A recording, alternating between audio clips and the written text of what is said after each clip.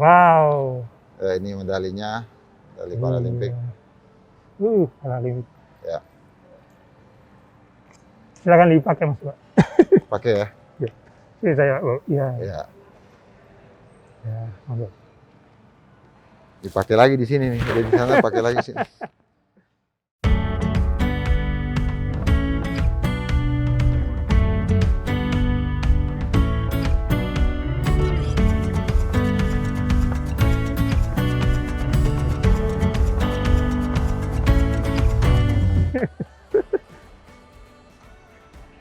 Hai, jumpa lagi dengan Motor One Indonesia. Kali ini saya bersama seorang atlet yang sudah mengharumkan nama bangsa Indonesia sudah sejak dari dulu. Dan baru saja beliau meraih medali perunggu di Paralympics 2021 di Tokyo. Inilah dia, David Jacob. Halo. Apa kabar? Halo Mas. Baik, Mas. Gimana Mas? Dapat medali perunggu dari cabang apa? Saya cabang tenis meja. Ini Paralimpik saya yang ketiga ya. Yang 2012 kan di London. 2000 dapat perunggu juga. 2016 kemarin di Rio ya, Brazil. Itu saya nggak dapat medali, dan harusnya tahun lalu kan di Tokyo 2020 cuman diundur karena pandemi 2021. Tapi memang dengan suasana yang maksudnya masih pandemi juga, tapi mereka sangat baik dalam menyelenggarakan Paralimpik Tokyo ini, dan bisa berhasil meraih perunggu lagi. Sebenarnya sih kalau sebagai seorang atlet maunya lebih ya, maunya pasti yang terbaik, tapi ya bersyukur kepada Tuhan masih bisa dapat medali dan mengibarkan bendera merah putih di Tokyo. Betul Mas. Dan namanya Paralimpiade itu kan, atau Paralimpik itu kan yang kasta tertinggi ya dari ajang-ajang untuk semacam olahraga yang disabilitas. Ya, disabilitas, benar. Ini Mercedesnya tapi beda, jarang-jarang nih pada Mercedes mengeluarkan SUV seperti ini. Oh iya. Jadi Mercedes GLB 200. GLB 200 ya. Jadi nanti kita mau pengen tahu impresinya Mas David mengenai Mercedes GLB 200 ini. Iya, iya. Nah, mau lihat mobilnya seperti apa? Iya. Ayo kita lihat. Siap, mantap.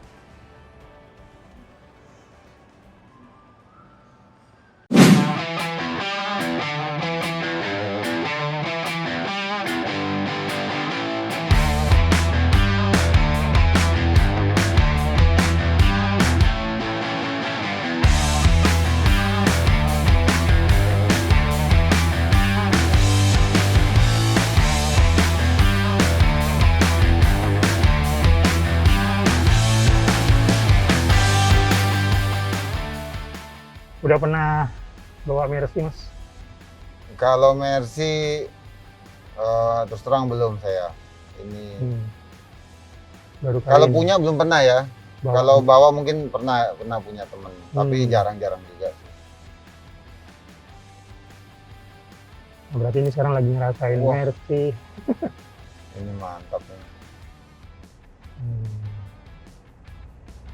Nah, ketika start pertama gimana? Start pertama nih. Start pertama ya, tadi enak banget sih ya. Terus dia halus banget, terus terang ini kan fitur-fiturnya ini kan ini agak canggih ya, beda ya, jadinya saya lebih enak lah ini. Dan juga nyaman juga nih sih bawahnya. Transmisinya juga beda. Beda ya? Iya. Jadi biasanya kan di sini. Iya, biasanya di bawah sini, ini di setir aja ya. Iya, memang di Mercedes yang baru-baru emang rata-rata begitu seperti itu. Baru ya. Tipenya apa nih? GLB ya? GLB 200. GLB 200. Ya betul, dan ini SUV yang 7 seat. Jadi jarang-jarang bikin SUV kayak gini nih. Iya. Mercy. Pinginnya gas terus nih. Enak banget kan? Iya. Pinginnya gas terus ya. Iya.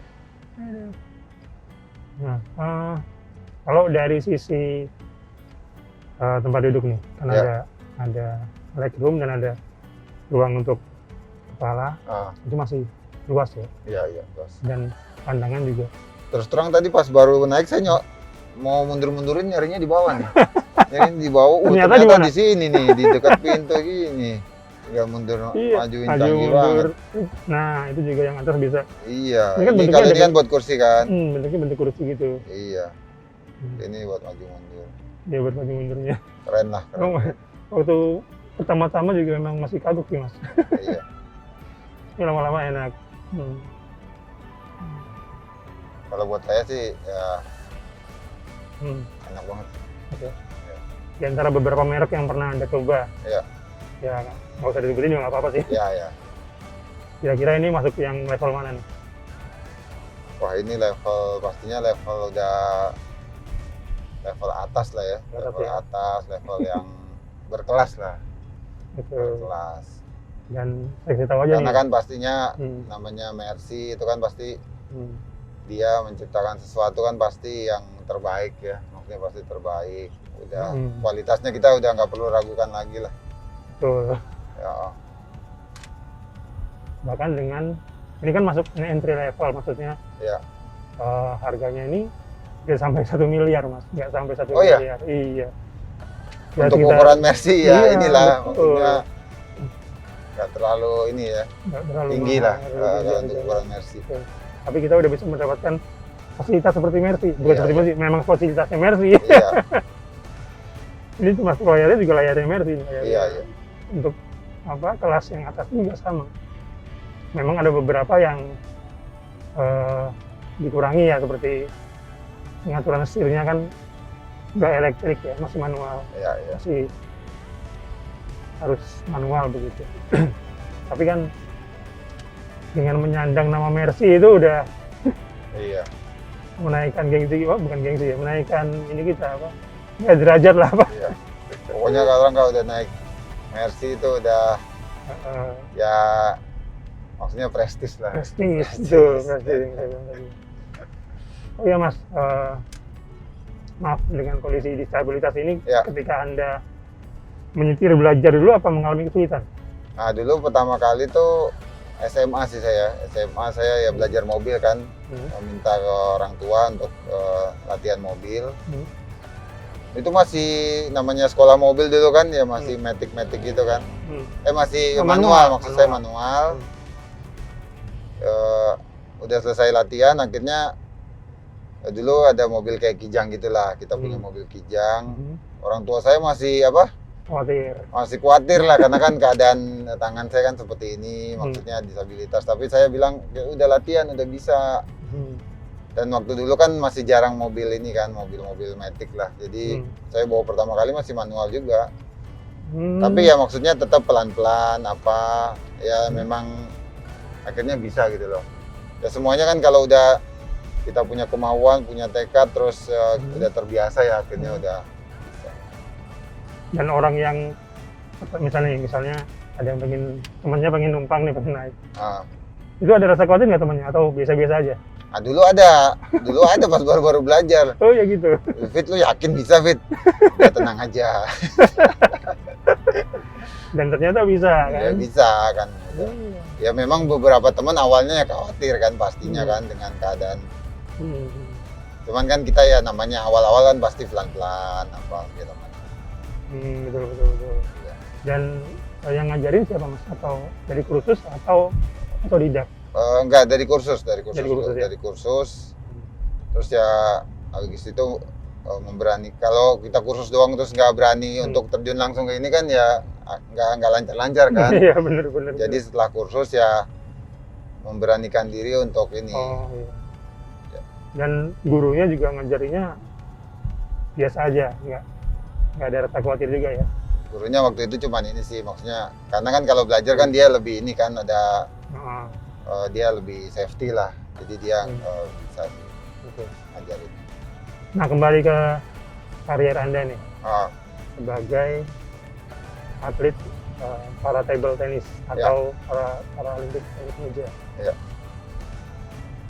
Kapan sih menyadari pertama kali anda tuh berbakat di tenis meja?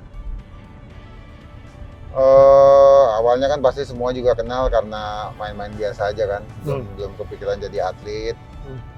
Tapi setelah beberapa kali ada pertandingan gitu di level usia saya ya, ya suka dapat juara gitu loh.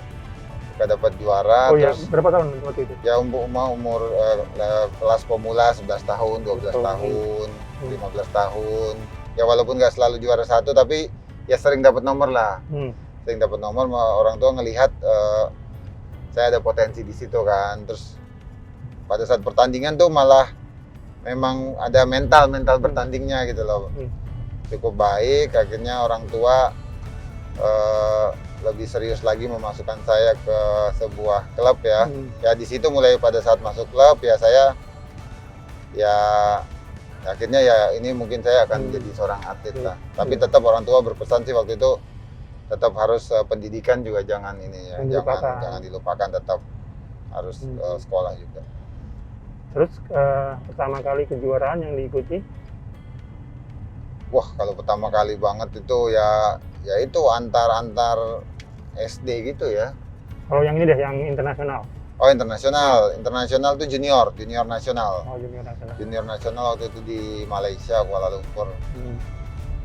Jadi memang itu kan saya seleksi dulu kan, seleksi dengan teman-teman. Ini bukan disabilitas ya, karena saya kan memang dari awal belajar memang dengan orang umum. Seleksi, ya akhirnya terpilih jadi pemain junior nasional. Kalau untuk senior saya mulainya itu tahun 2000. Tahun 2000. SEA Games. Ikut kejuaraan dunia. Kejuaraan dunia. Oh, kejuaraan dunia tenis meja. Iya. Gitu. Kalau medali pertama dari internasional? Ya itu yang junior itu. Junior itu ya. Yang junior itu di Kuala Lumpur tuh dapat medali. Medali ya? Iya, karena kan levelnya se-Asia Tenggara. Iya. Levelnya se-Asia Tenggara dan pada waktu itu, zaman itu Indonesia tuh ya kita cukup disegani lah kalau untuk di level Asia Tenggara. Oke, dan kemudian dapat medali perunggu di SEA Games 2001 ya? Ya, 2001 dapat medali di SEA Games. Terus habis itu 2002 ikut lagi, 2003 ikut SEA Games lagi kan? Sampai 2009. Sampai 2009 ikut SEA Games terus ya. Dan dapat medali maksimal perak kalau SEA Games. Tapi kalau yang seatanya kan ada se-Asia Tenggara juga, tapi seata. Tapi dia khusus tenis meja. Dan umum ya? Iya. Itu pernah dapat emas. Pernah dapat emas. Tapi kalau untuk SEA Games-nya sendiri maksimal perak. Oke. Nah, kan ada masa peralihan nih dari kejuaraan internasional umum ke yang difabel. Ya, disabilitas Paralimpik. Nah, itu gimana ceritanya bisa beralih? Apakah begitu saja diterima oleh federasinya atau jadi organisasinya? Setelah SEA Games 2009 itu memang sudah mulai muncul banyak pemain-pemain muda yang bagus-bagus juga. Walaupun memang pada saat itu kalau mungkin masih bisa aja kalau bersaing ya. Cuman memang pemain muda juga udah banyak yang bagus dan ya saya merasa sudah 5 kali ikut SEA Games juga kurang lebih hasilnya ya sama lah kurang lebih 5 kali ikut SEA Games tuh. Terus ada 2009 setelah itu saya pensiun dari timnas dan setelah itu 2010 ada temen yang ngajakin saya coba kamu ikut ke olahraga yang Paralimpik ini, Paralimpik. Nah saya mencari informasi kan, mencari informasi untuk bagaimana caranya. Ternyata kantor Paralimpik Indonesia itu berada di Solo. Di Solo. Iya, jadi seperti kalau di sini tuh KONI pusat lah. Di sini, tapi kalau sana kan beda namanya National Paralympic Committee, NPC di Solo. Ya saya datang ke sana, bertemu dengan ketuanya. Ya dia melihat kondisi fisik saya. Ya akhirnya saya diterima. Jadi itu bergabung dengan NPC. Ngomong-ngomong ini berisik karena ada sensor, Mas. Oh, ada sensor ya? Ada sensornya. Jadi kelihatan tadi kan di layar. Iya. Ada benda-benda yang mendekat. Iya. Jadi kita harus ini kan. Waspada. Betul. Jaga, ya. Oke. Setelah di Paralimpik kan udah biasa main di umum. Iya. Berarti gampang dong lawan-lawannya? Ya pastinya yang lebih kompetitif yang di umum ya kan. Nah, karena salah satu kenapa saya ingin ikut Paralimpik, karena saya ingin mengikuti ajang tertingginya yaitu Paralimpiade itu. Paralimpik. Karena waktu saya di umum, saya tidak pernah bisa lolos ke Olimpiade. Ya. Bahkan Asian Games juga belum ya? Ya Asian Games belum. Iya.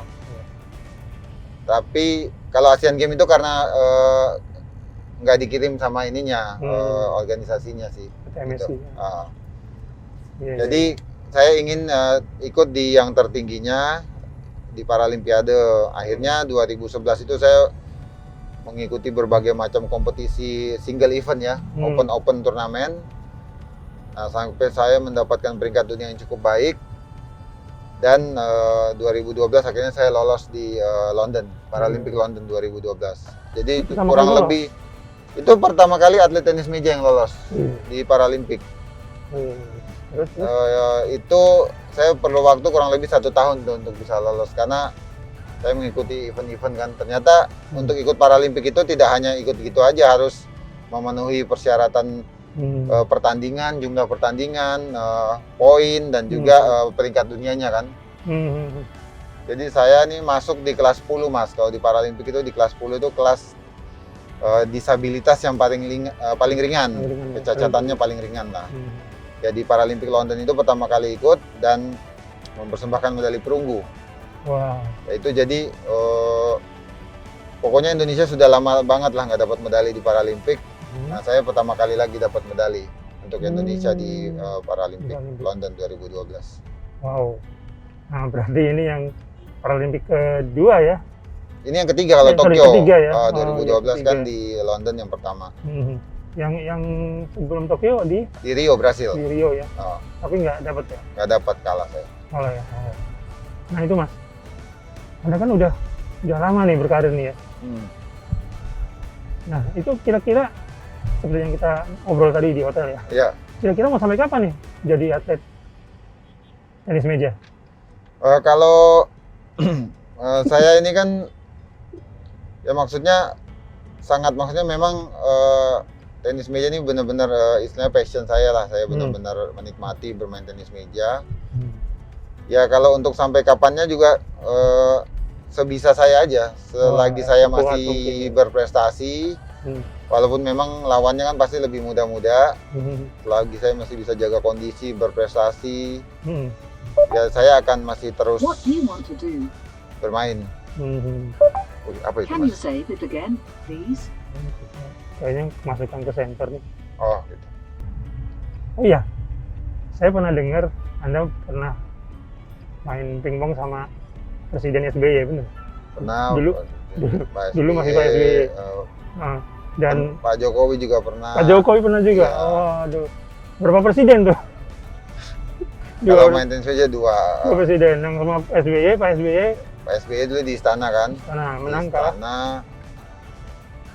Katanya menang rubber set ya? Ya rubber set. Itu ngalah apa gimana? Ya enggak lah, maksudnya kan kita harus mengimbangi kan. Oh gitu. Mengimbangi, masa kita ya lawan Pak Presiden bagaimana lah Mas. Kalau lawan Pak Jokowi waktu Asian Para Games 2018 yang kita tuan rumah. Waktu kita lagi latihan persiapan di Solo, Pak Jokowi datang menghampiri tempat latihan kita. Itu beneran main kayak Pak SBY? Ya. 2 set? Enggak, itu cuman main setruk-setruk aja. Cuman itu posisinya Pak Jokowi nggak langsung main sama saya. Jadi saya double, justru saya berpasangan double sama Pak Jokowi lawan teman saya gitu loh. Iya. Oh, di antara 2 presiden itu skillnya yang paling bagus siapa? Oh kalau skill main ya? Kalau dari saya lihat sih kelihatannya Pak SBY sih. Kalau skill mainnya, skill main tenis meja. Waduh. Itu pengalaman yang menarik tuh, nggak jarang orang bisa main bareng presiden.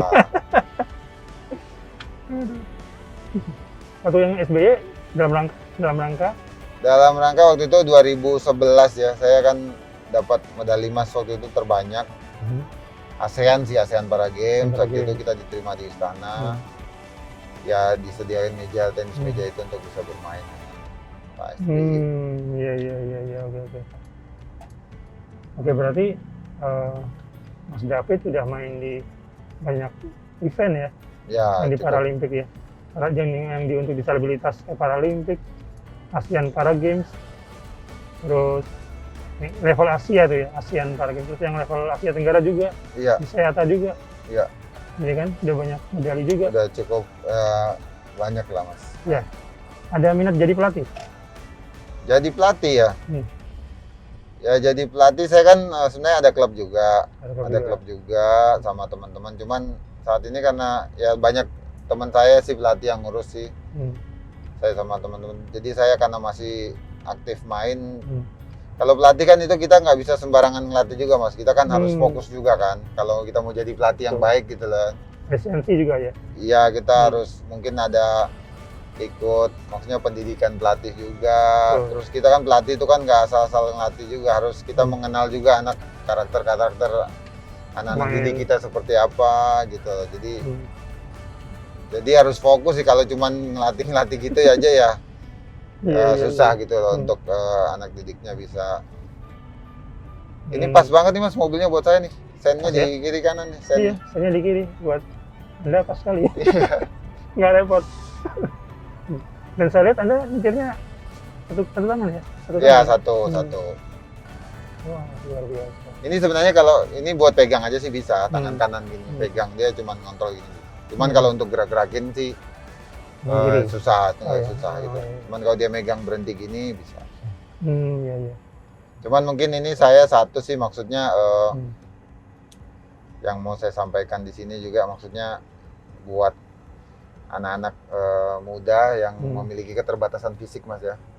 Yang punya keterbatasan fisik ya pokoknya jangan malu dengan keadaan kita, jangan rendah diri. Ya pokoknya kita pasti saya yakin Tuhan pasti kasih kita potensi, kemampuan, talenta. Yang penting kita mau berusaha dan berdoa, kita lakukan yang terbaik. Ya pasti kita apapun yang kita kemampuan yang kita miliki pasti bisa berkembang gitu aja. Dulu juga saya kan ngerasa waktu kecil juga kan saya punya keterbatasan fisik, pasti kan ada malu juga kan, malu, rendah diri. Tapi bersyukur punya maksudnya keluarga, orang tua yang terus mendukung. Ya, akhirnya bisa terus semangat lah Mas dan berprestasi. Jadi awalnya kan dulu kecil saya pikir ini justru ini kelemahan, ini kekurangan, ini hal yang nggak bagus. Tapi pada saat sekarang ini saya baru sadar bahwa justru ini kekuatan saya gitu loh. Betul. Ya justru ya saya bisa ikut Paralimpik kemana ya karena maksudnya ini salah satu justru kekuatan saya di sini gitu. Itu sih Mas pesan saya buat anak-anak muda disabilitas. Betul. Dan memang Mas David ini jadi semacam inspirasi ya buat mereka ya. Ya jadi kekurangan bukan halangan untuk kita berprestasi. Betul Mas, jujur sepakat. Ya. Nah Mas, kan udah muter-muter nih kita. Iya. Nah, tadi juga udah menyampaikan impresinya terkait mobil ini. Nah, sekarang Mas David kan punya keluarga nih. Ya. Kira-kira mobil ini recommended nggak buat keluarganya Mas David? Pertanyaannya yang mantap sekali ya. Karena anak saya 4 ya, terus saya anak 4. Ya ini cocok banget mobil ini buat keluarga ya. Apalagi ini kan 3 seat kan, 3 seat dan juga nyaman, terus canggih juga. Jadi ya untuk keluarga sih sangat cocok. Dan memang untuk seat belakang memang untuk anak-anak. Soalnya emang khusus itu ya? Iya, soalnya memang kecil space-nya. Iya. Nggak kayak yang di depan dan di tengah. Dan juga luas ya Mas ya. Jadi space-nya ketika kita nyetir tuh enak gitu ya. Iya. Dan nggak terganggu dan juga wawasannya juga. Pandangannya luas. Pastinya ini di bawah juga enak banget sih. Enak banget. Di bawah cuman memang harus nabung dulu. Ya, betul. Insya Allah bisa Mas. Ya. Nanti juara lagi. Amin. Dapat medali lagi, dapat bonus lagi. Belilah. Mumpung harganya murah ini. Bukan murah ya. Untuk level ya. Level Mercy ini entry level, jadi ya. nggak sampai 1 miliar. Aduh. Nah, demikian tadi bincang-bincang kami dengan Mas David Jacob yang sangat inspiratif dan juga memberi inspirasi kepada anak-anak muda khususnya penyandang disabilitas, jangan minder dengan kondisi, dengan keadaan. Dan juga beliau juga sudah menyampaikan impresinya terkait mobil ini dan katanya benar-benar luar biasa dan insya Allah mau beli. Tapi nabung dulu katanya ya. Oke. Demikian tadi bincang-bincang kami dan sampai ketemu lagi. Jangan lupa like, share, komen di kanal YouTube Motor One Indonesia dan juga temui kami di Facebook, Instagram, dan Twitter. Sampai jumpa. Sampai jumpa. Mantap. Mantap.